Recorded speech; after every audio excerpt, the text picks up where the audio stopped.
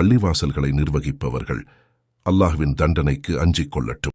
கலிமா சரியாக தெரியாது, செய்ய தெரியாது, முகத்தில் தாடி இருக்காது, தொப்பி கூட அணிய முடியாது, அல்லாஹ்வின் மீது பயம் இருக்காது, சுன்னாஹ்வின் தோற்றமோ செயல்பாடுகளோ இருக்காது. ஆனால் இவர்கள் பள்ளிவாசல்களில் சரியான இமாம்களை பணியமர்த்த மாட்டார்கள். இவர்களுக்கேற்ற போல சம்பளம் மட்டுமே இலக்கு என்பவர்களை பணியமர்த்துவார்கள். இதனால் உம்மத்திற்கு தெளிவான மார்க்கம் போய் சேரவில்லை. ஆகவே பள்ளிவாசல்களில் நபி வழியை பகிரங்கமாகவும் கற்ற கல்வியை மறைக்காமல் மக்களுக்கு கற்றுக் கொடுக்கும் அழைப்பாளர்களை பணியமர்த்தி அறியாத சமூகத்தை சரி செய்ய வேண்டும்.